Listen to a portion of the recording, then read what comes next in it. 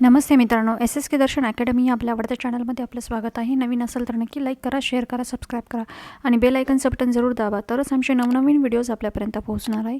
चला तर मित्रांनो, आज काहीतरी नवीन शिकूयात. नमस्ते मित्रांनो, स्वागत आहे एस एस के दर्शन अकॅडमी आपल्या आवडत्या चॅनलमध्ये. मित्रांनो, आज आपण बघत आहोत 9th स्टँडर्डचा 13 नंबरचा चॅप्टर कार्बन, त्याचा पार्ट 3 आपण बघत आहोत. तर पार्ट 3मध्ये आपलं स्वागत आहे. तत्पूर्वी आपल्याला एक विनंती आहे की जर आपण पार्ट 1 पार्ट 2 जर बघितला नसेल तर कृपया पार्ट 1 पार्ट 2 बघून घ्या. तो छोटा आहे, 20-20 30-30 मिनिटाचे असतील, सहज सोप्या भाषेमध्ये दिलेले आहे, तरच आपल्याला पार्ट 3 समजणार आहे. कृपया ते एकदा ओव्हरलुक करून घ्या. चला तर आपण पार्ट 3कडे मूव्ह होत आहोत. पार्ट 3मध्ये आज आपण इथे आलेलो आहोत सोल्युबिलिटी ऑफ कार्बनमध्ये. चला सुरू करूया. बघा मित्रांनो, इथे पार्ट 3मध्ये काय आहे, सोल्युबिलिटी ऑफ कार्बन म्हणजे कार्बनची विद्राव्यता, म्हणजे कार्बन कोणत्या कोणत्या पदार्थांमध्ये विरघळतो, विद्राव्य होतो, हे दिलेलं आहे त्यांनी. यामध्ये त्यांनी काय घेतलेलं आहे की 3 गोष्टी घेतलेल्या आहे. कार्बन सोल्युबल आहे की नाही हे बघण्यासाठी वॉटर घेतलेलं आहे, पाणी घेतलेलं आहे, केरोसिन म्हणजे रॉकेल आहे, कुकिंग ऑइल घेतलेलं आहे, बरोबर ना, म्हणजे तेल घेतलेलं आहे आपलं घरातलं खाद्यतेल वगैरे. तर आणि कोल पावडर घेतलेली म्हणजे कोळशाची पावडर घेतलेली आहे आणि ती त्यात मिक्स करून बघितलेलं आहे. आणि असं हे कोनिकल फ्लास्क घेतलेला आहे आणि त्याच्यामध्ये 3 वेगळे घेतलेले आहेत, 1 2 3. एकामध्ये वॉटर टाकलं, एकात केरोसिन टाकलं, एकात कुकिंग ऑइल टाकलं आणि त्यांच्यामध्ये अशी कोल पावडर टाकली आणि चेक केलं. एक स्पून असं half spoonful of coal powder टाकली आणि चेक केलं, असं हलवलं आणि बघितलं कशामध्ये ती सोल्युबल आहे. तर याचा रिझल्ट काय होतो माहिती का, ही तिघात पण ही कोल पावडर काय होत नाही तर मिक्स होत नाही प्रॉपर. लक्षात आलं ना, म्हणजे यावरून असं लक्षात आलं की कार्बन हा काय आहे, इनसोल्युबल आहे. लक्षात आलं. चला पुढे जाऊयात. बघा मित्रांनो, आता या ठिकाणी आपण बघत आहोत reaction of carbon with oxygen. आता कार्बनची ऑक्सिजन सोबत रिॲक्शन कशी होते, तर त्यासाठी जे अपारेटस लागतं साहित्य ते काय काय घेतलेलं आहे बघा. आपण कोल घेतलेला आहे, मॅच बॉक्स घेतलेला आहे, moist litmus paper. Moist litmus paper म्हणजे कसा, थोडासा ओलसर, त्याच्यामध्ये आर्द्रता असणारा असा. तर काय असतं माहिती आहे, तुम्ही काही घ्या, एक बर्नर घ्या, कॅन्डल घ्या, काही घ्या, अशी खालून ज्याला उष्णता हीट देता येईल असं काहीतरी घ्या आणि त्यावर कार्बन ठेवायचा, म्हणजे कोळसा ठेवायचा. मला सांगा बरं, ह्या कोळशाचं ज्यावेळेस त्याला उष्णता लागेल त्यावेळेस त्याच्यातून काय निघणार आहे, धूर निघणार आहे, बरोबर ना. तर त्याचं रिॲक्शन कुणासोबत होणार आहे, हवेमध्ये काय असतं, ऑक्सिजन असतो, बरोबर ना. त्या ऑक्सिजनसोबत त्याचं काय होणार, रिॲक्शन होणार आहे. मग कार्बनचं ऑक्सिजनसोबत रिॲक्शन होऊन काय तयार होतं, मला सांगा बरं, काय तयार होणार, कार्बन डायऑक्साईडच तयार होणार ना. ती रिॲक्शन तुम्हाला माहिती आहे का, मला सांगा बरं. आता मी इथे घेते तुम्हाला ती रिॲक्शन. बघा आता, बघा कार्बन असतो, बरोबर ना. कार्बन हा झाला काय, कार्बन CA, बरोबर ना. त्याच्यानंतर कार्बन त्याचा कोणासोबत रिॲक्शन होतो, ऑक्सिजनसोबत. तर याच्यापासून काय तयार होणार, कार्बन डायऑक्साईडच तयार होतो ना. हे तर माहीत आहे ना तुम्हाला, बरोबर ना. तर बघा या ठिकाणी मग इथे काय तयार होणार, कार्बन डायऑक्साईडच तयार होणार, बरोबर ना. हा कार्बन डायऑक्साईड हवेमध्ये इथे मिक्स होतो आणि नंतर काय होतं, याच्यावर ते काय म्हणतात की तुम्ही काय धरायचं आहे बघा. Ignite coal, hold the moist blue paper over the gas released on the igniting the coal. ज्यावेळेस कोल हा जळतो त्यावेळेस ऑक्सिजनमध्ये मिक्स होतो, त्यावेळेस त्याच्यासमोर तुम्ही काय धरायचा, लिटमस पेपर. तो लिटमस पेपर ऑलरेडी कसा आहे मला सांगा बरं, तो ऑलरेडी कसा आहे लिटमस पेपर, तर तो मॉइस्ट आहे, बरोबर ना, थोडासा ओलसर आहे. म्हणजे आता ऑलरेडी काय तयार झालेला आहे, कार्बन डायऑक्साईड तयार झालेला आहे, बरोबर ना. म्हणजे हवेमध्ये काय मिक्स झाला, ऑक्सिजनमध्ये काय मिक्स झाला, कार्बन मिक्स झाला, कार्बन डायऑक्साईड तयार झाला. मग ह्या कार्बन डायऑक्साईड समोर तुम्ही काय धरला, लिटमस पेपर. तो कसा आहे, मॉइस्ट, म्हणजे त्याच्यामध्ये काय आहे, H2O, पाणी आहे. हे तर समजलं ना तुम्हाला. मग आता कार्बन डायऑक्साईडचं पाण्यासोबत रिॲक्शन होऊन काय तयार होणार आहे, कार्बोनिक ॲसिड तयार होतं. काय तयार होतं, कार्बोनिक ॲसिड. मग किती, कार्बोनिक ॲसिडचा फॉर्म्युला काय, इथं H2, बरोबर. हायड्रोजनची 2 आहे आणि याचे किती आले, ऑक्सिजनचे हे 2 आणि हे 3, हे किती आले, लक्षात आलं, समजलं. कार्बोनिक ॲसिड तयार झाला आणि हा C राहिला ना, CO3, बरोबर ना. H2CO3 असा तयार झाला, कार्बोनिक ॲसिड याचा तयार झाला. म्हणून लिटमस पेपर हा काय होतो, लिटमस पेपर हा ब्ल्यू असतो, तर तो कसा होतो, रेड होतो. रेड होतो म्हणजे काय, आता मला सांगा, तुम्हाला हे आठवतं का, 8th स्टँडर्डमध्ये आपण बघितलं. कृपया SSK दर्शन चॅनल अकॅडमी या चॅनलच्या 8th स्टँडर्डचे तुम्ही चॅप्टर जाऊन बघा. त्यामध्ये ॲसिड बेस हा चॅप्टर आपण बघितला होता, आठवता का, 12th नंबरचा हा जो चॅप्टर होता. यामध्ये आपण काय पाहिलं होतं, इंडिकेटर काय असतो, लिटमस असतो. इंडिकेटर म्हणजे म्हणजे काय असतं की असे काही सबस्टन्स असतात जे ॲसिडिक पण नसतात आणि बेस पण नसतात, त्यांना केमिकली इनर्ट असतात ते नेचरने, आणि ते का बरं यूज केले जातात. The substance which change there colour in presence of acid or base, त्यांना इंडिकेटर म्हटलं जातं. जे ॲसिड किंवा बेसच्या संपर्कात आल्यानंतर स्वतःचा कलर चेंज करतात. आणि त्यामध्ये कोणते होते, एक लिटमस पेपर होता, बरोबर ना. या ठिकाणी आपण बघितलं होतं लिटमस पेपर हा कसा होत असतो ॲसिड सोबत आल्यानंतर, मला सांगा बरं. Litmus paper, blue litmus paper acid सोबत आल्यानंतर कसा होतो, रेड होतो. हे आपण बघितलं होतं ना 8th स्टँडर्डमध्ये. कृपया तो चॅप्टर जाऊन बघायचा आहे आपल्याला SSK दर्शन अकॅडमीमध्ये.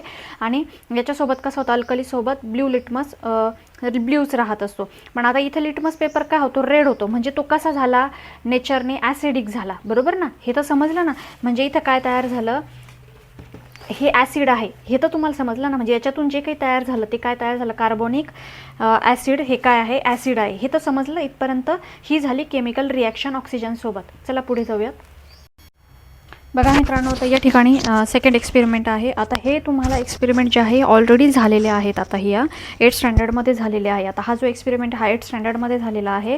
बघा त्याचा तो चॅप्टर कुठवा होता तो तुम्ही जाऊन बघायचा आहे कृपया. SSK दर्शन अकॅडमीमध्ये 13 नंबरचा चॅप्टर होता, केमिकल चेंज अँड केमिकल बॉन्डमध्ये 8th स्टँडर्डचा.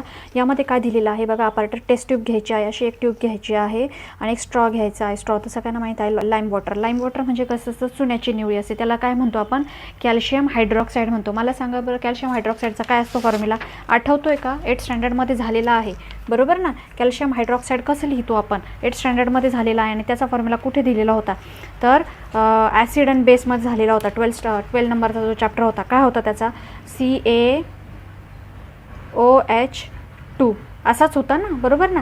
कॅल्शियम हायड्रॉक्साईड म्हणजे चुन्याची निवळी, बरोबर ना. हे घ्यायचं आहे. आता ते म्हणतात की हे करून बघायचा, हा तो एक्सपेरिमेंट तुम्हाला करून बघायचा आहे. Take a freshly prepared lime water in a test tube. या ट्यूबमध्ये लाईम वॉटर घ्यायचं आहे, ते चुन्याची निवळी घ्यायची आहे. ब्लो फॉर सम टाईम, आणि स्ट्रॉ घेऊन काय करायचं, ब्लो करायचं, असं फुंकर मारायची त्यामध्ये. तर काही वेळ, तर through the straw observe the lime water, आणि लाईम वॉटर ऑब्झर्व करायचा. हा एक्सपेरिमेंट कुठे झाला होता मला सांगा बरं, 8th स्टँडर्डमध्ये झाला होता. आठवतं का तुम्हाला, आठवत असेल तर बघा तुम्ही, कृपया त्या चॅनलवर जाऊन बघा, खूप इझी आहे हे सगळं. बघा आपण बघितलं होतं केमिकल बॉन्डमध्ये, इथे केला होता आपण तो एक्सपेरिमेंट, आठवते तुम्हाला. इथं freshly prepared lime water solution carbon hydroxide म्हणजे CaOH2 घेतला होता आपण. हे तुम्हाला लक्षात ठेवायच्या. हे केमिकल रिॲक्शन आता दिवसेंदिवस तुम्हाला अशा वाढतच जाणार आहे.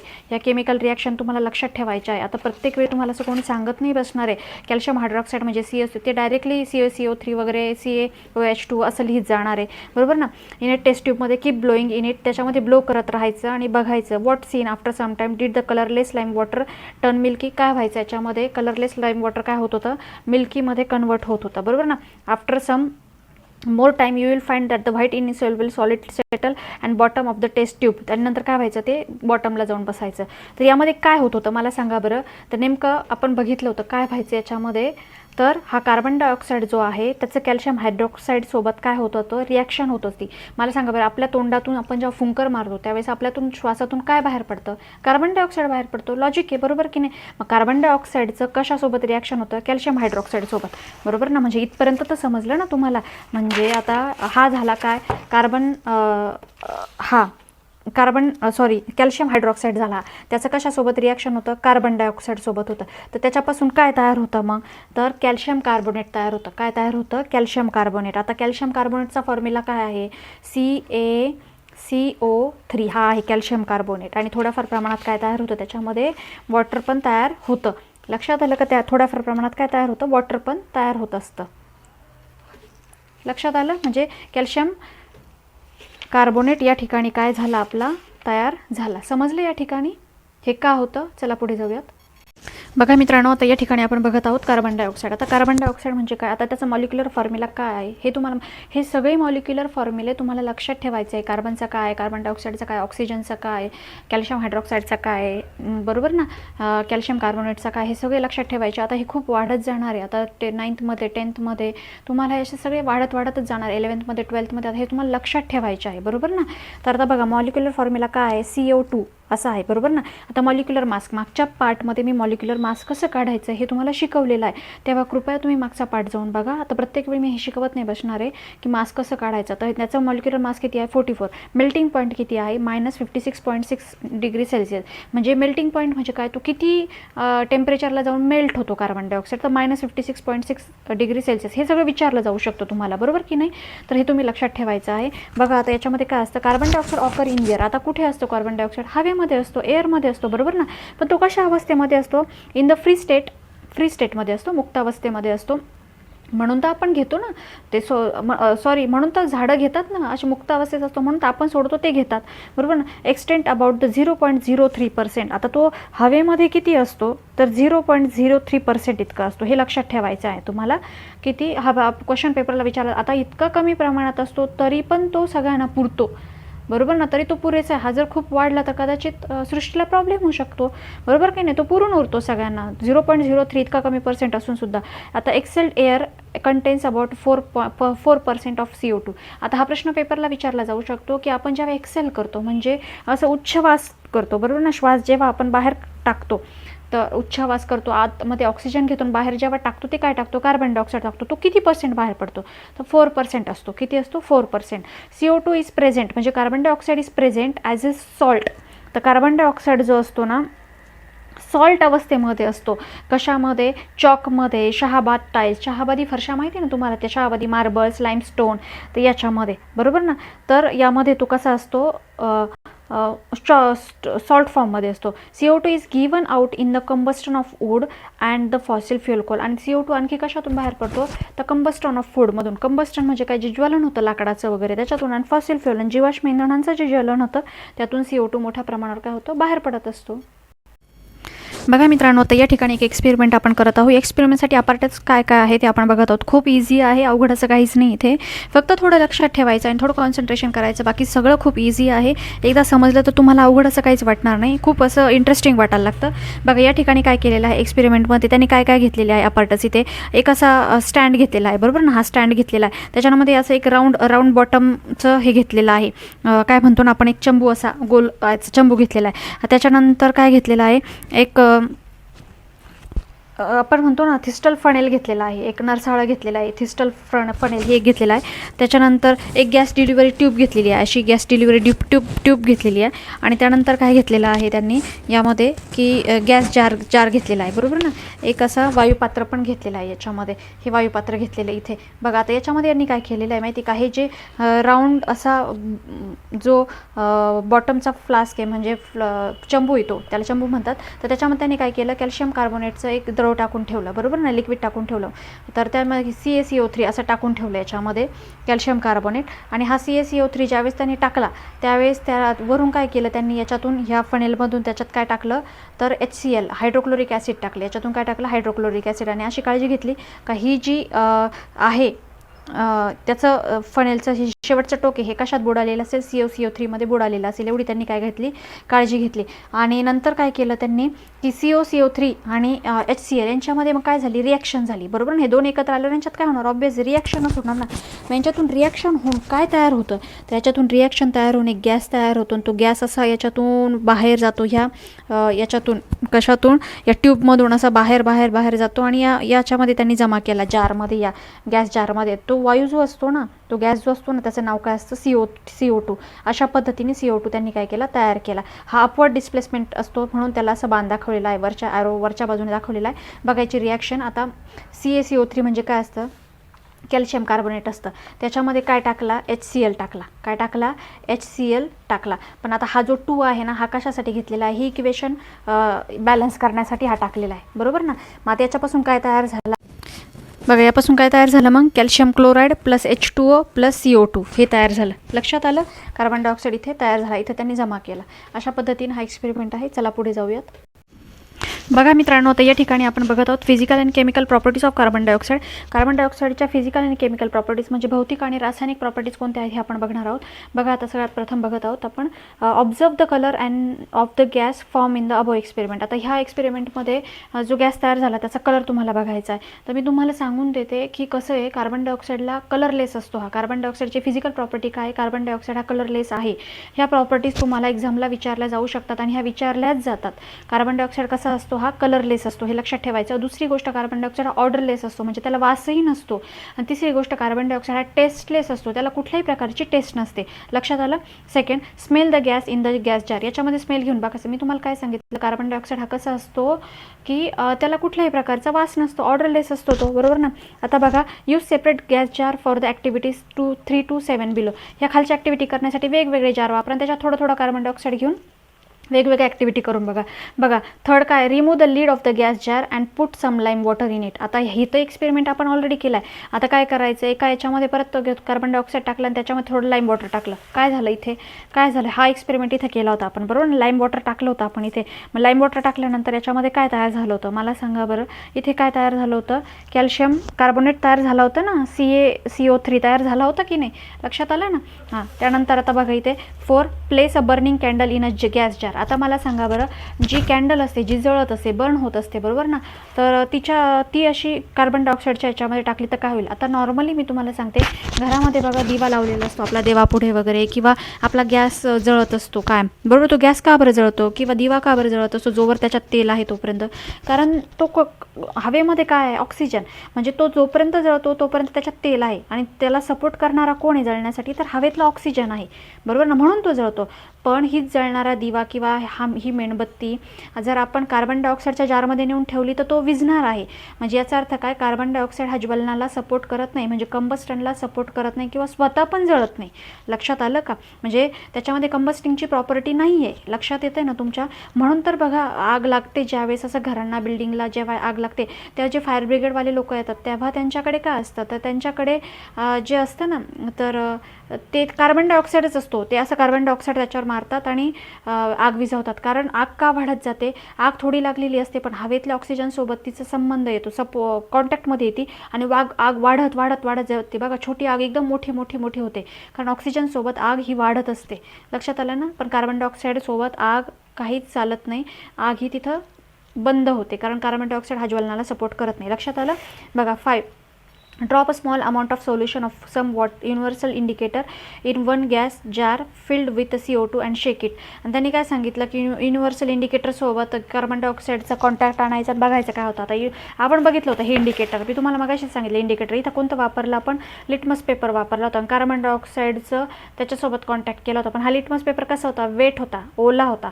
तर त्याचं काय झालं, कार्बन डायऑक्साईडसोबत त्याचा कॉन्टॅक्ट येऊन काय तयार झालं होतं, कार्बोनिक ॲसिड तयार झालं होतं की नाही. मगाशी बघितलं होतं ना आपण, H2CO3 तयार झालं होतं की नाही, इथे बघितलं ना आपण, H2CO3 तयार झालं होतं, तर ते तयार होतं. लक्षात आलं. आता बघा, pour some water in a glass jar and shake it. हे आणि नंतर बघा, moist on a blue and red litmus paper and drop them in a glass jar of CO2. आता moist on blue paper, litmus paper कसा होतो, moist on litmus paper जो wet litmus paper असतो तो याच्यासोबत आल्यानंतर काय होतो, तो चेंजच होतो, बरोबर ना. त्याचं कार्बोनिक ॲसिडमध्ये काय होतं, रूपांतर होतं. हे आपण बघितलं, ॲसिड तयार होतं. मग आता हा टेबल तुम्हाला भरायचा आहे, टेस्ट कशी आहे, ऑर्डर कशी आहे, हे लिहायचं आहे तुम्हाला. बर्निंग कॅन्डल, हे ऑब्झर्वेशन, हे तुम्ही लिहायचे आहेत. चला पुढे जाऊयात. बघा मित्रांनो, आता या ठिकाणी एक प्रश्न विचारलेला आहे बघा. Is the density of CO2 more or less than that of air. Is the density of CO2 more or less than that of air. म्हणजे हवेपेक्षा CO2ची डेन्सिटी ही जास्त आहे की कमी आहे. तर मी तुम्हाला सांगते, कार्बन डायऑक्साईड जो असतो ना 1.5 टाइम्स हेवियर असतो हवेपेक्षा. म्हणजे तो हवेपेक्षा किती हेवियर असतो, किती जास्त घनतेचा असतो, तर 1.5 टाइम्स. लक्षात आलं. चला पुढे जाऊयात. बघा आता इथे some more chemical properties of carbon dioxide. आता आपण केमिकल प्रॉपर्टीज बघणार आहोत. आता फिजिकल प्रॉपर्टी तर आपण बघितल्या, बरोबर की नाही, तिकडे मागे. आता केमिकल प्रॉपर्टीज कोणत्या आहेत. आता ह्या सगळ्या रिॲक्शन ज्या आहेत याच्यामध्ये तुम्हाला तर हे माहितीच आहे कशाला काय म्हणतात, तरी मी सांगत आहे. बघा आता sodium carbonate is form when, sodium carbonate म्हणजे काय असतं, वॉशिंग पावडर निरमा आपला जो असतो तो वॉशिंग पावडर, बरोबर ना, तो त्याला सोडियमच कार्बोनेट म्हणतात. हे आपण बघितलं आहे, बरोबर ना, मागच्या 8th स्टँडर्डमध्ये हे सगळं बघितलं आहे आपण ॲसिड बेसमध्ये. Sodium carbonate form when carbon dioxide is passed through an aqueous solution of sodium hydroxide. आता ॲक्वियस सोल्युशन म्हणजे ज्या सोल्युशनमध्ये कोणत्या एखाद्या पावडरमध्ये पाणी मिक्स केलं का ते सोल्युशन ॲक्वियस सोल्युशन होतं. म्हणजे सोडियम हायड्रॉक्साईडच्या पावडरमध्ये काय मिक्स करायचं आहे, पाणी मिक्स केलं का ते ॲक्वियस सोल्युशन तयार होतं. आणि बरोबर ना. आणि त्याच्यामधून जर आपण कार्बन डायऑक्साईड पाठवला तर काय तयार होतो, सोडियम कार्बोनेट तयार होतो. मग धुण्याचा सोडा तयार होतो. लक्षात आलं. माझ्या इथे बघा बरं. आता कशातून पाठवायचा कार्बन डायऑक्साईड आपल्याला, सोडियम हायड्रॉक्साईड. मग सोडियम हायड्रॉक्साईडचं काय हे मला सांगा बरं. त्याचा मॉलिक्युलर फॉर्म्युला काय आहे, NaOH आहे ना, बरोबर ना, सोडियम हायड्रॉक्साईडचा. तर NaOH हा आहे, हा तुम्हाला लक्षातच ठेवायचा. आता हा प्रत्येक वेळी विचारला जाणार आहे. सोडियम हायड्रॉक्साईड हे सोडियम हायड्रॉक्साईडचा NaOH, त्याच्यातून काय पाठवला, कार्बन डायऑक्साईड पाठवला. तर त्याच्यातून तयार काय झाला, धुण्याचा सोडा तयार झाला. काय तयार झाला, धुण्याचा सोडा आणि थोडंसं पाणी. धुण्याचा सोडा काय आहे, सोडियम कार्बोनेट. सोडियम कार्बोनेट म्हणजे काय, Na2CO3. Na2CO3 म्हणजे कसा झाला, आता बघा हे केमिकल रिॲक्शन तुम्हाला येतील पुढे, पण मी आता थोडक्यात सांगू देते. बघा कार्बन डायऑक्साईडचे किती आहे, CO2 आहे, बरोबर ना, आणि इथे O आहे अजून एक, म्हणजे किती झाले, CO3 तयार झाले. हा Na तयार झाला, Na2, बरोबर ना, आणि हा 2 इकडे बॅलन्स करण्यासाठी इथे पण 2 दिलेला आहे, आणि त्याच्यामध्ये थोडंसं पाणी तयार झालं, H2O. लक्षात आलं. हे तयार झालं, हे विचारलं जाणार आहे. ही केमिकल रिॲक्शन आहे. नंतर सेकंड काय आहे बघा, सोडियम बायकार्बोनेट. आता हा प्रश्न याच्यामध्ये खूप कन्फ्यूज होतात. बाय म्हणजे नेहमी लक्षात ठेवायचं, बाय म्हणजे खाण्याचा सोडा. त्याला बेकिंग सोडा आपण म्हणतो बघा, जो आपण केकमध्ये इकडे तिकडे ढोकळ्यामध्ये सगळीकडे फुलण्यासाठी, कोणती गोष्ट फुलण्यासाठी आपण काय वापरतो, बेकिंग सोडा वापरतो, बरोबर ना. सोडियम बायकार्बोनेट म्हणजे कसा होतो, बेकिंग सोडा. आता सोडियम कार्बोनेट कधी तयार होतो बघा, sodium carbonate is form on passing CO2 through an aqueous solution of sodium carbonate. Sodium कार्बोनेटमधून म्हणजे ह्या धुण्याच्या सोड्यामधून, आता हा काय धुण्याचा सोडा नाही वापरला जात, त्याच्यामध्ये थोडंसं सोडियम बायकार्बोनेट थोडंसं वेगळं सोल्युशन वापरलं जातं. त्याच्यामध्ये त्या सोडियम कार्बोनेटमधून ज्यावेळेस कार्बन डायऑक्साईड पास केला जातो त्यावेळेस सोडियम बायकार्बोनेट तयार होतो. त्यावेळेस हा बेकिंग सोडा तयार होत असतो. मग काय आपण धुण्याचा सोडा खातो असं एक त्याचं मिनिंग नाही, थोडंसं सोडियम कार्बोनेटचंच पण वेगळं सोल्युशन घेतात ते. लक्षात आलं का. तर हे अशा पद्धतीनं सोडियम बायकार्बोनेट तयार होत असतो, त्यालाच बेकिंग सोडा असं म्हणतात. मग आता त्याचं बघा केमिकल इक्वेशन काय आहे. आता सोडियम बायकार्बोनेट तयार होण्यासाठी काय वापरतात, तर आपण बघितलं की सोडियम कार्बोनेट वापरतात. तर सोडियम कार्बोनेट म्हणजे काय, Na2CO3, बरोबर ना. आणि त्याचं कोणतं वापरतात, ॲक्वियस सोल्युशन. ॲक्वियस सोल्युशन म्हणजे काय वापरतात, त्याचं H2O वापरतात, बरोबर ना. H2O वापरतात आणि त्याच्यातून काय सोडतात, CO2 सोडतात, बरोबर ना. तर काय तयार होतो इथं, सोडियम बायकार्बोनेट. सोडियम काय तयार होतो, बायकार्बोनेट. सोडियम बायकार्बोनेटचा फॉर्म्युला काय आहे, NaHCO3. NaHCO3 हे लक्षात ठेवायचं आहे तुम्हाला. चला पुढे जाऊयात. आता बघा हे मित्रांनो, हे आपण घेतलेलं आहे, write down the equation of chemical reaction taking place between the water and carbon dioxide in above experiment. आता जे आपण मागे एक्सपेरिमेंट केले बघा, इथे कार्बन डायऑक्साईडचं इकडं रिॲक्शन आल्यानंतर काय होतं, पाण्यासोबत रिॲक्शन आल्यानंतर काय तयार होतं मला सांगा. इथे बघितलं होतं आपण, कार्बनिक ॲसिड तयार होतो.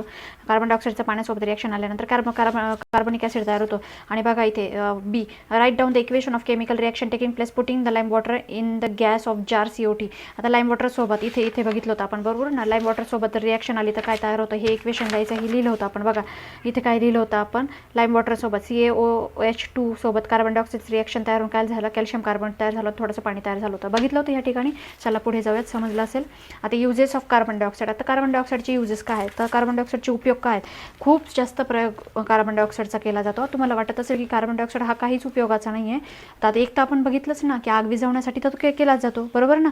आता बघा इथे, आता तुम्ही जे बघता ना, तुम्ही जे पितात ना बघा, हे कोको कोला वगैरे जे काही असतं ना, तर त्याच्यामध्ये काय असतो, कार्बन डायऑक्साईडच असतो. जे तुम्ही शीतपेय पितात, कोल्ड्रिंक्स पितात, त्यामध्ये काय असतो, ते उघडल्यानंतर बघा असं फसफसून बाहेर येतं, असं मोठं उडतं ते बाहेर. ते काय उडतं, तर ते कार्बन डायऑक्साईड असतो त्याच्यामध्ये. Carbon dioxide use to make the aerated drinks. जे शीतपेय असतात ना ते फसफसणारे, ते तयार करण्यासाठी कार्बन डायऑक्साईड वापरला जातो. आता solid carbon dioxide is use to cold storage. आता तुम्हाला माहिती आहे का, कार्बन डायऑक्साईड जेव्हा सॉलिड अवस्थेत जातो का, स्थायू रूपात जातो का, त्यावेळेस तो बर्फ रूपात तयार होतो. त्याला व्हाईट ड्राय आईस म्हणतात बरं का त्याला. तर त्याचा उपयोग कशासाठी केला जातो माहिती का, कोल्ड स्टोरेज, शीतपेयात मग केला जातो. असं स्टोरेज वस्तू ठेवण्यासाठी, शुष्क बर्फ म्हणतात आपण, शीतक कपाटांमध्ये तो असा ठेवला जातो. मग त्याच्यामध्ये दूध वगैरे ठेवलं जातं. असे प्रोडक्ट ठेवण्यासाठी असा शुष्क बर्फ वापरला जातो. कार्बन डायऑक्साईडपासून तयार केलेला जो बर्फ असतो तो. Keep milk products and frozen substances cool during ट्रान्सपोर्टच्या वेळेस बघा हे मिल्क वगैरे न्यायचं असतं. मग हे कशात ठेवलं जातं एवढं दूध वगैरे, इतक्या दूरपर्यंत पोहोचवायचं असतं हे दूध वगैरे. तर त्याच्यामध्ये जे असतं ना, तर स्थायू रूपामध्ये सॉलिड फॉर्ममध्ये कार्बन डायऑक्साईड काय केलेला असतो, त्याच्यामध्ये बर्फ तयार केलेला असतो त्यालाच काय म्हटलं जातं, कोल्ड स्टोरेज असं म्हटलं जातं. It is use also getting the special effects of mist in dramas or movies. आणि त्याचप्रमाणे काय बघा ड्रामा मूवीमध्ये असं कधी कधी धुकं दाखवतात, बरोबर ना, असं धुकं येतं, असे ढग येतात, बरोबर ना, त्यातून ते पळत असतात, लपत असतात, घाबरत असतात. तर ते काय असतं, ते म्हणजे काय असतं, कार्बन डायऑक्साईडच असतो. लक्षात आलं ना, तो इफेक्ट असतो कार्बन डायऑक्साईडचा. नंतर बघा की आता हे तर तुम्हाला माहिती की याच्यामध्ये फायर एक्सटिंग्युशरमध्ये अग्निशामकमध्येच वापरलं जातं.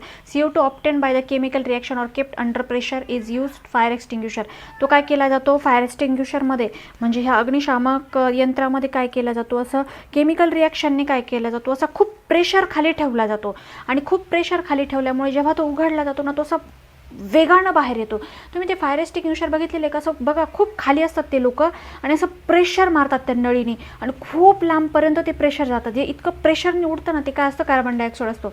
कारण तो कार्बन डायऑक्साईड काय असतो, प्रेशरच्या अंडर प्रेशरमध्ये तो काय केलेला असतो, स्टोअर केलेला असतो. आता बघा for liquefied CO2 is use to remove the caffeine from coffee. आता कॉफीमधून आहे ना कॅफिन, कॉफीमध्ये तर कॅफिन असतं, हे तर सगळ्यांना माहिती आहे ना, कॉफीमध्ये काय असतं, कॅफिनच असतं ना. तर त्या कॅफिन काढून टाकण्यासाठी काय केलं जातं, तर हा लिक्विफाईड CO2चे अनेक प्रकार आहेत. लिक्विफाईड आहे, सॉलिड फॉर्ममध्ये असला तर तो ड्राय आईस म्हणून उपयोग होतो, गॅसमध्ये फॉर्ममध्ये असतो. लिक्विफाईड फॉर्ममध्ये असतो. तर लिक्विफाईड फॉर्मचा उपयोग कशासाठी होतो, तर कॉफीमधलं कॅफिन काढून घेण्यासाठी. बघा 5th नंबरचा liquid CO2 is use as a solvent in modern eco friendly dry cleaning.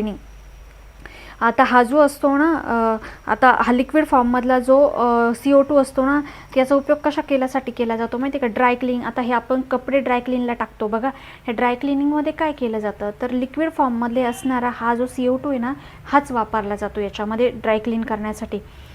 Plants use CO2 in year of photosynthesis. आता हे तर आपल्याला माहितीच आहे की झाडं काय घेत असतात, फोटोसिंथेसिस म्हणजे प्रकाश संश्लेषणाची क्रिया करण्यासाठी, अन्न तयार करण्यासाठी कार्बन डायऑक्साईडचा उपयोग करतात, बरोबर की नाही. आपण जो कार्बन डायऑक्साईड सोडतो तो झाडं वापरतात.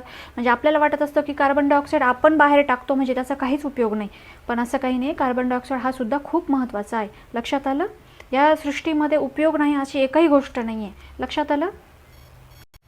आता बघा मित्रांनो, या ठिकाणी रेग्युलर फायर एक्सटिंग्युशर म्हणजे जे आपले रेग्युलर फायर एक्सटिंग्युशर असतात बघा, ते छोटे छोटे एक्सटिंग्युशर छोटी आग लागली तर विझवायला असतात. त्याच्यामध्ये काय असतं बघा, रेग्युलर फायर एक्सटिंग्युशरमध्ये यामध्ये बघा fire extinguisher contains sodium bicarbonate powder. त्याच्यामध्ये काय असतं, सोडियम बायकार्बोनेटची पावडर असते. ही याच्यामध्ये हे आपलं रेग्युलर असतं, आपल्या घरातही असतं बघा हे. तर याच्यामध्ये आतमध्ये कसं असतं, इथं बघा सोडियम बायकार्बोनेटची पावडर असते. म्हणजे सोडियम बायकार्बोनेट काय, आता हे तर आठवत असेल ना, इथं शिकवलं मी तुम्हाला खाण्याचा सोडा, बरोबर ना, त्याची पावडर असते. आणि ती पावडर काय केली जाते, there is a dilute sulphuric acid आणि एक सल्फ्युरिक ॲसिड असतं. आता सल्फ्युरिक ॲसिडचा मॉलिक्युलर फॉर्म्युला काय मला सांगा बरं, H2SO4 आहे. हे तर तुम्हाला आठवत असेल, 8मध्ये झालं आहे ना, H2SO4 हे लक्षात ठेवायचं आहे. तसं मी तुम्हाला हे बघा इथं H2SO4 हा आहे त्याचा सल्फ्युरिक ॲसिड, हे लक्षातच ठेवायचं. हे खूप कॉमन आहे, सल्फ्युरिक ॲसिड काय आहे हे लक्षातच ठेवायचं आहे तुम्हाला. प्लेस्ड इन ग्लास कॅप्सूल, ते कशा असतं, या ग्लास कॅप्सूलमध्ये सल्फ्युरिक ॲसिड भरलेलं असतं. खाली काय आहे, तर सोडियम बायकार्बोनेटची पावडर आहे. आणि this capsule breaks on pressing the knob. आता हा नॉब ज्यावेळेस असा दाबला जातो, बरोबर ना, तर त्यावेळेस काय होतं की the sulphuric acid comes in contact with the sodium bicarbonate. हे सल्फ्युरिक ॲसिड कोणाच्या कॉन्टॅक्टमध्ये येतं, दाबलं गेल्यामुळे हे याच्या कॉन्टॅक्टमध्ये येतं, सोडियम बायकार्बोनेटच्या कॉन्टॅक्टमध्ये, ह्या पावडरसोबत कॉन्टॅक्टमध्ये येतं. आणि कॉन्टॅक्टमध्ये येऊन काय तयार होतं, त्याच्यामधून काय तयार होतं, केमिकल रिॲक्शन होते त्यांच्यामध्ये आणि त्याच्यातून काय मुक्त होतो, CO2 बाहेर येतो. मग छोटे छोटे आग विझवायला आपण हे असं वापरू शकतो. थोडंसं लागली कुठे आग तर पटपट आपल्या घरातही असतं बघा, तुमच्या असेल. CO2 based fire extinguisher do not cause corrosion and non conductor of electricity. The CO2 हे जे काय असतं ना, हे काय असतं की आग लावू देत नाही, बरोबर ना. त्यामुळे काय होतं की नॉन कंडक्टर ऑफ इलेक्ट्रिसिटी त्यामुळे ते काय होतं म्हणजे त्याच्यामधून काय आगही जात नाही, बरोबर ना. ते कंडक्टरच नाही, बॅड कंडक्टर आहे ते इलेक्ट्रिसिटीचं. Therefore these are used when electrical and electronic equipments catches fire. त्यामुळे काय होतं की ज्यावेळेस विद्युत उपकरणं हे इलेक्ट्रॉनिक इक्विपमेंटला ज्यावेळेस आग लागते ना, त्यावेळेस तिथं विझवण्यासाठी सुद्धा काय वापरतात, हे CO2च वापरतात. हे फायर एक्सटिंग्विशरमध्ये CO2च वापरला जातो, बरोबर ना. कारण त्याने काय आग वाढत नाही. आपण तर बघितलंच ना की आग वाढण्यासाठी तो मदतच करत नाही, तो विझवत असतो. CO2 based on fire extinguisher are use to extinguish small scale fire. पण असे जे असतात ना, हे स्मॉल स्केल फायरचे असतात ना, तेच विझवू शकतात. पण बघा तुम्ही, हे सिटीमध्ये वगैरे अशा खूप मोठ्या मोठ्या बिल्डिंगला 50व्या 52व्या मजल्याला आग लागलेली असते बघा. आणि ते लोक खालून प्रेशरने मारतात, पाईपने काहीतरी असं white white white white white white सगळीकडे धुकं धुकं धुकं दिसतं. ते काय असतं, तर ते काय असतं माहिती का, इट इज बियॉन्ड दर capacity of extinguish a big fire. तर बिग फायर जे असतं ना, खूप आटोक्याबाहेरची आग असते जी अशी छोट्याने नाही विझवली जाऊ शकत. त्यामध्ये काय केलं जातं माहिती का, त्याला मॉडर्न फायर एक्सटिंग्विशर असं म्हणतात. लिक्विड आणि सॉलिड याच्यामध्ये जी आग असते ना ती विझवण्यासाठी हा जो लिक्विड आणि सॉलिड फॉर्ममधला कार्बन डायऑक्साईड असतो ना, तो प्रेशर फॉर्ममध्ये असा भरलेला असतो, एकदम प्रेशरने भरलेला असतो तो लिक्विड आणि सॉलिड फॉर्ममधला. आणि on reducing the pressure it becomes, तो बघा तुम्ही आता नॉर्मली तुम्ही ज्यावेळेस ते शीतपेयाचं ते झाकण उघडतात बघा, ते तुम्ही काय आपण जे पितो ना कोको कोला वगैरे काय असतं ना बघा, ते असं नुसतं झाकण उघडलं तर त्यातून असं प्रेशरने बाहेर येतं. कधी बघितले का, खूप उंचपर्यंत उडतं ते, म्हणजे अंडर प्रेशरमध्ये तो असतो आणि तो एकदम मोकळा केला का खूप उसळी घेतो. सेम तसंच असतं याच्यामध्ये. काय केलेलं असतं, लिक्विड अँड सॉलिड फॉर्ममधला कार्बन डायऑक्साईड काय केलेला असतो, प्रेशर अंडर प्रेशरमध्ये ठेवलेला असतो. On reducing the pressure it becomes gases. ज्यावेळेस त्याचा प्रेशर मोकळा केला जातो त्यावेळेस तो गॅस फॉर्ममध्ये बाहेर येतो. मग तेच होतं त्या 51, 50व्या 100व्या मजल्याला ज्यावेळेस आग लागते ना, त्यावेळेस ते हाच कार्बन डायऑक्साईड तिथं वापरतात. तो प्रेशरमधला कार्बन डायऑक्साईड मोकळा करतात आणि मग तो एकदम असा बाहेर पडतो आणि धुक्यासारखा मग सगळीकडे तो आग विझवतो. Forcefully through the horn like horse pipe. म्हणजे असं काय होतं, तो असा एखादा जोरात असा बाहेर पडतो. कळलं का, लक्षात आलं हे कसं असतं. बघा या ठिकाणी केमिकल रिॲक्शन दिलेली आहे. NaHCO3 म्हणजे काय असं, आता हा टू बॅलन्ससाठी येते, तुम्हाला पुढे येणारच आहे 10th वगैरे बघण्याला कसं बॅलन्स करतात. NaHCO3 म्हणजे काय असं, सोडियम बायकार्बोनेट असतो, त्याच्यामध्ये काय मिक्स केला आपण, H2SO4 सल्फ्युरिक ॲसिड मिक्स केला, तर हा काय तयार झाला, याच्यापासून सोडियम सल्फेट तयार झाला, NH2SO4. आता हे सगळं लक्षात ठेवायचं आहे तुम्हाला. सोडियम सल्फेट म्हणजे काय, सल्फ्युरिक ॲसिड म्हणजे काय, आणि थोडंसं पाणी तयार झालं आणि कार्बन डायऑक्साईड मुक्त झाला. लक्षात आलं मित्रांनो. बघा आता या ठिकाणी आपण बघत आहोत मिथेन. आता हा लास्ट पॉईंट आहे चॅप्टरचा. तर मिथेनमध्ये बघा मॉलिक्युलर फॉर्म्युला काय आहे मिथेनचा, लक्षात ठेवायचा आहे. हा हे तुम्हाला आता या चॅप्टरमध्ये किती मॉलिक्युलर फॉर्म्युले आले ते तुम्ही लक्षात ठेवायचं आहे.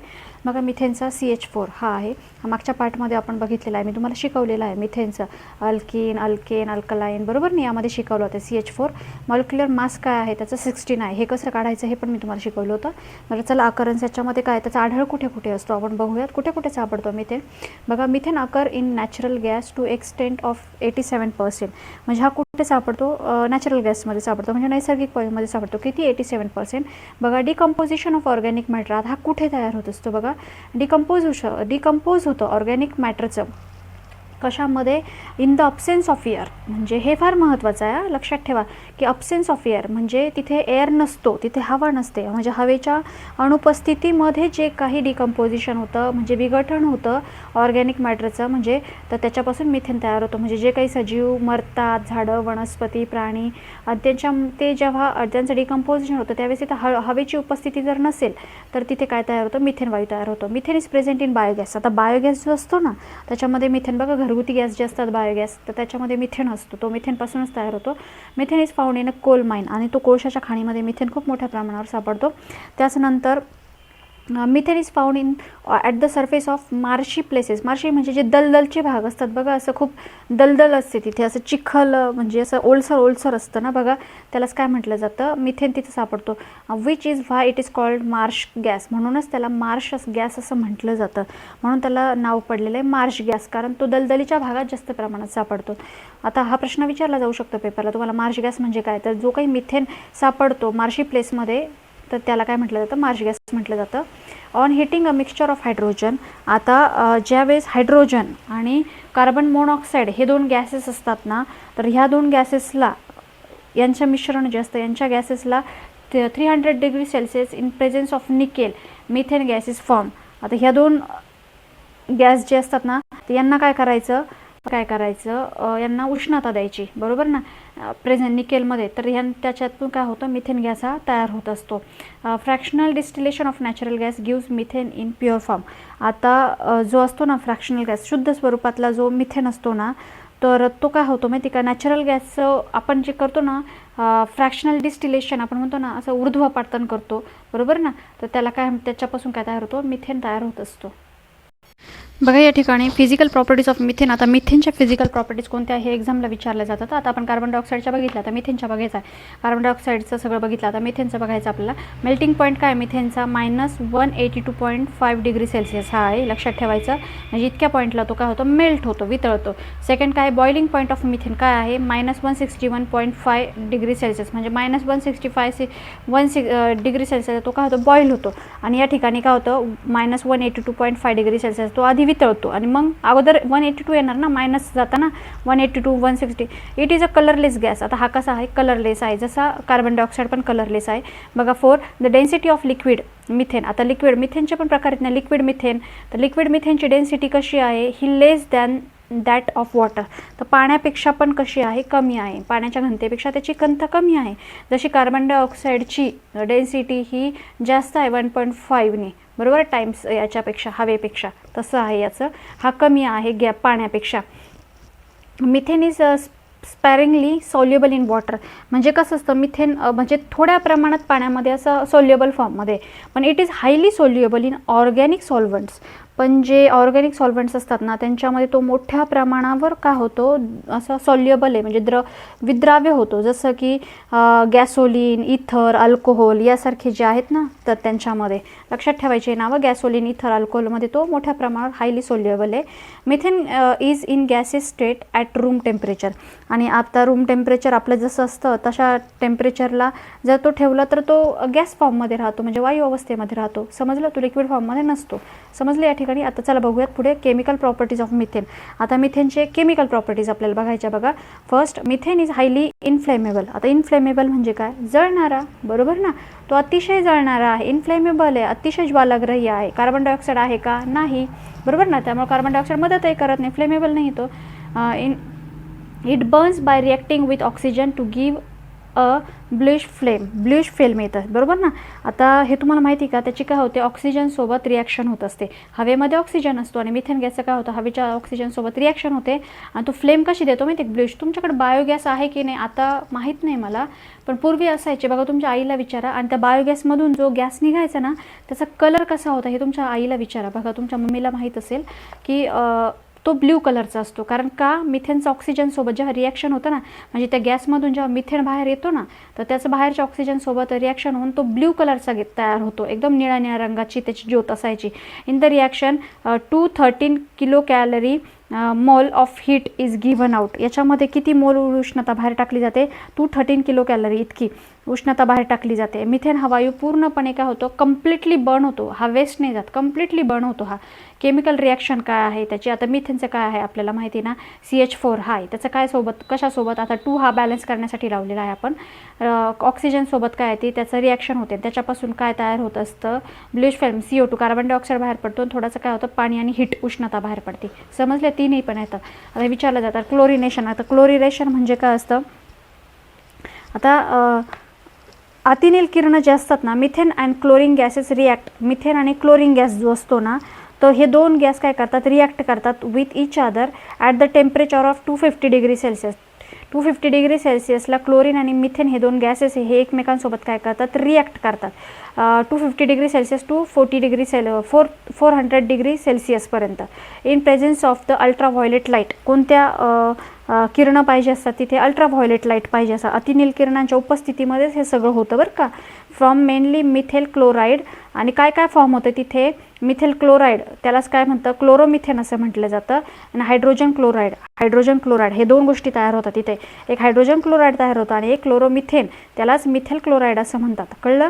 म्हणजे काय होतं की जे अल्ट्राव्हायोलेट लाईट असतात ना, ती अतिनील किरणं असतात ना, तर त्यांच्या प्रेझेन्समध्ये काय होतं, मिथेन आणि क्लोरीन गॅस जे हे दोन गॅस आहे यांचं काय होतं की एकमेकांसोबत रिॲक्शन होतं, पण टेम्परेचर किती पाहिजे, 250 degree Celsius to 400 degree Celsius इतकं टेम्परेचर पाहिजे. आणि मग त्याच्यामधून काय तयार होत असतो, मिथिल क्लोराईड. आता हा प्रश्न विचारला जाऊ शकतो पेपरला तुम्हाला, क्लोरोमिथेन म्हणजे काय, क्लोरोमिथेन म्हणजे काय, मिथाईल क्लोराईड असं म्हटलं जातं. आणि दुसरा जो असतो तो हायड्रोजन क्लोराईड. हे दोन त्याच्यामधून फॉर्म होतात. मग आता रिॲक्शन बघायची. This reaction is called the chlorination of methane. आता हे जी रिॲक्शन असते याला काय म्हटलं जातं, क्लोरिनेशन ऑफ मिथेन असं म्हटलं जातं. हा एक्झामला विचारला जाऊ शकतो प्रश्न, क्लोरिनेशन ऑफ मिथेन म्हणजे काय. आता बघा केमिकल रिॲक्शन त्याची काय होतं, मिथेनचं काय होतं, मिथेन आणि क्लोराईड CH4 आणि क्लोराईड Cl2 यांचं काय होतं, रिॲक्शन होतं. पण काय पाहिजे, लाईट पाहिजे. कोणता लाईट पाहिजे, अल्ट्राव्हायोलेट लाईट पाहिजे यांच्या प्रेझेन्समध्ये. आणि काय त्याच्यातून फाउंड होतं, लक्षात आलं का तुमच्या, हायड्रोजन क्लोराईड, हायड्रोजन आणि क्लोराईड. हे बघा हायड्रोजनचा H आणि क्लोराईडचा Cl. आणि दुसरा काय, मिथिल क्लोराईड CH3Cl. लक्षात आलं, त्याला क्लोरोमिथेन असं म्हणतात. आणि सगळी रिॲक्शन जे असते याला काय म्हटलं, क्लोरोनेशन ऑफ मिथेन. समजलं. चला पुढे जाऊयात. बघा आता या ठिकाणी युजेस ऑफ मिथेन, मिथेनचे उपयोग काय, कुठे कुठे उपयोग होतो बघा. आता फर्स्ट काय, methane in the form of natural gas. Natural गॅसमधला जो मिथेन असतो तो कुठे यूज होतो, इंडस्ट्रीमध्ये उपयोग होतो, बरोबर ना. सच ॲज फॅब्रिक मिल्स म्हणजे वस्त्रोद्योग, फॅब्रिक म्हणजे वस्त्र उद्योगमध्ये होतो, पेपर मिल्समध्ये होतो, फूड प्रोसेसिंग इंडस्ट्रीमध्ये होते, पेट्रोल प्युरिफिकेशन, पेट्रोल शुद्ध करण्यासाठी पण मिथेन वापरतात. सेकंड बघा, being the smallest hydrocarbon, the proportion of CO2 released in the combustion of methane is small.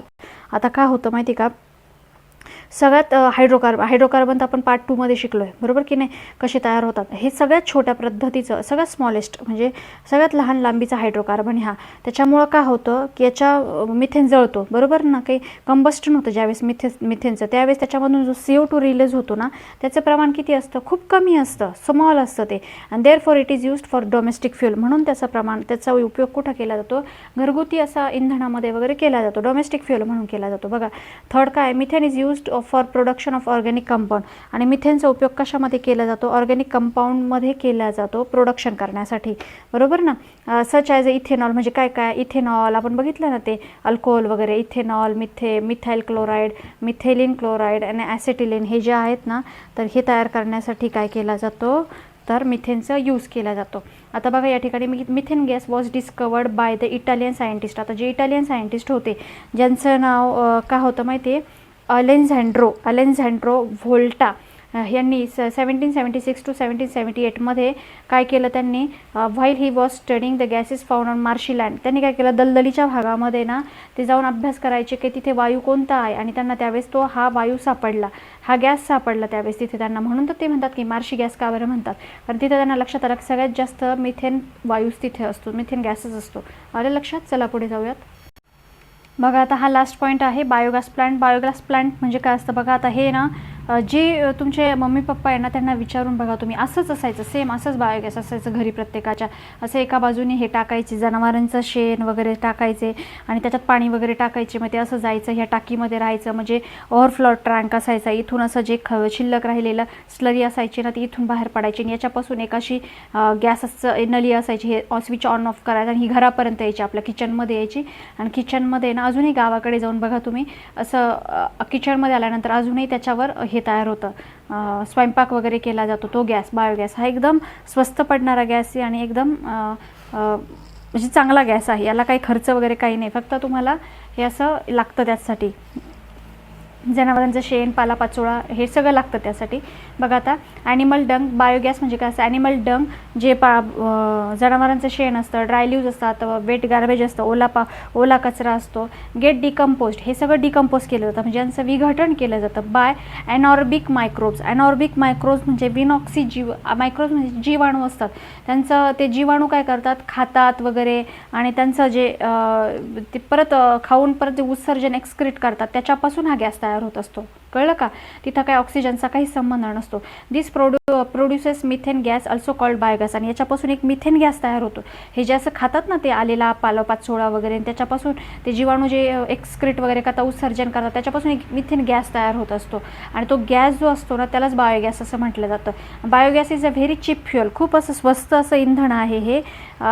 Option which meets the demand for cooking gas. Cooking गॅससाठी आपण घरात वापरतो तो. It is also use for the production of electricity. आणि त्याच्यापासून electricity इलेक्ट्रिसिटीसुद्धा तयार केली जाते. Biogas contains about 55% to 60% methane.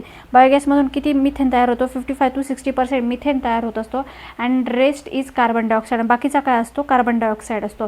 Biogas is a fuel which is convenient to use. And biogas हे असं एक फ्युअल आहे, म्हणजे इंधन आहे सोयीचं. गावाकडे जाऊन बघा तुम्ही अजूनही यूज करतात. Addition a very good manure is also produce a side product of this process. आणि हे काय केलं जातं त्याच्यामध्ये? इंधन तर असतंच याच्यामध्ये, पण काय होतं माहिती का, एक साईड बाय साईड याच्यामध्ये हे तयार होतं, आपण म्हणतो खत पण तयार होत असतं. लक्षात आलं? तर आता बघा हे असंच असतं, सेम असंच असतं. याच्यामध्ये असं मिक्सचर असतं. इथं डायजेस्टर टाकी असते अशी एक, बरोबर ना, इथे असते, इथंपर्यंत जातं. मग ते डायजेस्टर, मग गॅस तयार होतो. हा गॅस बरोबर येऊन असं याच्यातून निघून जातो बाहेर. लक्षात आलं? चला आता इथे बघे पुढे बायोगॅस प्रोडक्शन प्रोसेसचं. बायोगॅस प्रोडक्शन प्रोसेसमध्ये काय असतं बघा, प्रोडक्शन ऑफ बायोगॅस. कसं होतं बायोगॅसचं production? Is an anaerobic process. विनॉक्सी ॲनॉर्बिक म्हणजे तुम्हाला सांगितलं ना, ते मायक्रोब्स असतात त्याच्यामध्ये ऑक्सिजनचा काही संबंध नसतो. It takes place in 2 stages. 2 स्टेजेसमध्ये तो होतो. आता कोणते 2 स्टेजेस आहेत ते आपण बघूयात. फर्स्ट असतो production of acid. Production of acid म्हणजे काय बघा, या ठिकाणी फर्स्ट आहे प्रोडक्शन ऑफ ॲसिड. आता ॲसिडचं प्रोडक्शन कसं होतं, म्हणजे आम्ल कसं तयार होतं यामध्ये कसं असतं माहिती का, त्याच्यामध्ये काय टाकला जातो? ओला कचरा टाकला जातो, पालापाचोळा टाकला जातो, शेण टाकलं जातं.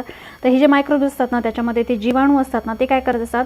On the biodegradable complex organic compound and produce organic acid. त्याच्यापासून ते काय करतात? ते त्याच्यावर काय करतात? डिकम्पोजिशन करतात, क्रिया करतात. कळलं का? आणि आलेल्या त्या गोष्टींवर त्यांची रिॲक्शन होते आणि त्याच्यापासून एक ऑर्गॅनिक ॲसिड तयार करतात ते. आणि दुसरं जे असतं ते मिथेन गॅस प्रोडक्शन. तर याच्यामधून मिथेन गॅस कसा तयार होतो? तर the methanogenic bacteria act on the organic acid. आणि हे मिथेनोजेनिक बॅक्टेरिया पण असतात त्याच्यामध्ये. ते काय करतात? हे ऑर्गॅनिक ॲसिडवर, हे तयार झालेल्या ऑर्गॅनिक ॲसिडवर काय करतात? परत रिॲक्शन करतात. कळलं का? आणि त्याच्यापासून मग मिथेन गॅस तयार होतो. त्याचं हे सूत्र, हे आहे फॉर्म्युला, हा रिॲक्शन ही लक्षात ठेवायचे. CH3 COOH आणि त्याचं CH4 मिथेन तयार होतो. कार्बन डायऑक्साईड त्याच्यापासून मुक्त होतो. लक्षात आलं? अशा पद्धतीने होतं. याला काय म्हटलं जातं? मिथोजेनिक बॅक्टेरिया ॲक्ट ऑर्गॅनिक ॲसिड. हे ऑर्गॅनिक ॲसिड असतं. लक्षात आलं? त्याच्यापासून मिथेन गॅस काय होतो? तयार होत असतो. मित्रांनो, या ठिकाणी आपण थांबत आहोत. या ठिकाणी हा चॅप्टर कव्हर झालेला आहे. आशा करते की हा चॅप्टर आपल्याला व्यवस्थित समजला असेल. या चॅप्टरशी रिलेटेड जे काही व्होकॅब्लरी आहे ती vocabulary SSK science word meaning in Marathi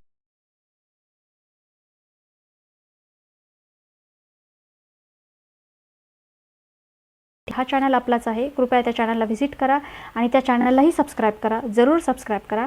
आणि हा चॅनल आवडला असेल नक्की ह्या चॅनलला पण लाईक, शेअर, सबस्क्राईब करा आणि बेल आयकनचं बटन जरूर दाबा. तरच आमचे नवनवीन व्हिडिओज आपल्यापर्यंत पोहोचणार आहेत. आपल्या मित्रांपर्यंत नक्की शेअर करा. चला पुन्हा भेटू न्यू चॅप्टरसोबत. तोपर्यंत स्वस्थ राहा, मस्त राहा, सुखी राहा, आनंदी राहा. धन्यवाद.